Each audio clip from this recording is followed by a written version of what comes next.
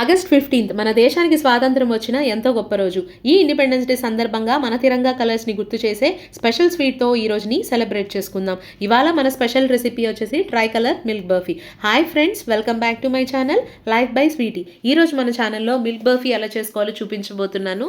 ఒక మిక్సింగ్ బౌల్లో 1.5 కప్పు వరకు మిల్క్ పౌడర్ వేసుకొని, ఒక హాఫ్ కప్పు వరకు పౌడర్ షుగర్ వేసుకొని, ఒక ఫుల్ కప్పు వరకు కూడా కొబ్బరి పొడి వేసుకొని మంచిగా కలుపుకున్న తర్వాత ఒక హాఫ్ కప్పు వరకు పాలు తీసుకున్నాను. పాలు కొంచెం కొంచెం పోసుకుంటే డవ్ అనేది ప్రిపేర్ చేసుకోవాలి. పాలు ఎక్కువైతే బర్ఫీ షేప్ రాదు, కనుక కొంచెం కొంచెం పోసుకుంటే చపాతీ పిండిలాగా మంచిగా కలుపుకోవాలండి. మన చైల్డ్హుడ్ డేస్లో ఇండిపెండెన్స్ డే అంటే చాలా మెమరబుల్గా ఉండేది. పర్టికులర్గా 90s కిడ్స్ అయితే చాలా ఎక్స్పీరియన్స్ చేసి ఉంటారు. నేను చెప్పే ప్రతి పాయింట్ కూడాను. చిన్నప్పుడు మనం పొద్దున్నే ఫ్రెష్ అప్ అయిపోయి స్కూల్ యూనిఫామ్లో వెళ్ళిపోయేవాళ్ళము. పైన మన గుండెల పైన చిన్న ఫ్లాగ్ ఒకటి పెట్టుకొని మంచిగా సంతోషంగా చేతిలో ఫ్లాగ్ పట్టుకొని వెళ్ళేవాళ్ళము. స్కూల్కి వెళ్ళిన తర్వాత మనకి ఫ్లాగ్ హోయిస్టింగ్కి ముందు మార్చ్ ఫాస్ట్ అనేది చేసేవాళ్ళు. ఆ మార్చ్ ఫాస్ట్ చూసి చాలా సంతోషంగా ఉండేవాళ్ళము. ఆ తర్వాత ప్రిన్సిపల్ గారు, టీచర్ గారు మనకి ఈ ఫ్లాగ్ హోయిస్టింగ్ గురించి, ఇండిపెండెన్స్ డే యొక్క ఇంపార్టెన్స్ గురించి, ఫ్రీడమ్ ఫైటర్స్ గురించి చెప్పేవాళ్ళు. ఆ చెప్పినప్పుడు మనసంతా చెల్లించిపోయి చాలా సంతోషంతో మనసు నిండిపోయేది.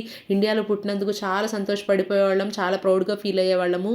ఆ తర్వాత మనకి డాన్సింగ్ కాంపిటీషన్, తర్వాత fancy dress competition, drawing competition ఇవన్నీ జరిగేవి. చాలా హ్యాపీగా ఫీల్ అయ్యేవాళ్ళం. ఆ తర్వాత లాస్ట్లో చాలా ఇంపార్టెంట్ థింగ్ ఏంటంటే మన కిడ్స్కి చాక్లెట్స్ కదా, ఆ చాక్లెట్స్ పంచేటప్పుడు చాలా సంతోషంగా చాక్లెట్స్ తీసుకొని ఇంటికైతే వచ్చేవాళ్ళం. ఇంటికి వచ్చేసిన తర్వాత ఖడ్గం మూవీ చూసేవాళ్ళం. మోస్ట్లీ మనకి ప్రతి ఇయర్ కూడా ఇండిపెండెన్స్ డే అంటే ఖడ్గం మూవీ అనేది జెమినీ టీవీలో వేసేవాళ్ళు. మీకు గుర్తుందా? ఇప్పుడు ఆ డవ్ అంతా ప్రిపేర్ అయిపోయిన తర్వాత త్రీ షేప్స్గా తీసుకొని పక్కన పెట్టేసుకున్నాను. 3 కలర్స్ యాడ్ చేసుకోవాలి. దీనిలో వైట్ అవసరం లేదు కాబట్టి ముందుగా రెడ్ కలర్, అంటే రెడ్ లేకపోతే ఆరెంజ్ అయినా పర్లేదు, ఆరెంజ్ అండ్ గ్రీన్ కలర్ వేసుకొని మంచిగా కలుపుకోవాలండి. ఇక్కడ డవ్ అనేది సిలిండ్రికల్ షేప్లో దగ్గరికి తీసుకొని మంచిగా మౌల్డ్ చేసుకున్న తర్వాత గీ అప్లై చేసుకోవాలి చేతికి బాగా. చేతికి గీ అప్లై చేసుకుంటే మంచిగా షేప్ అనేది వస్తుంది.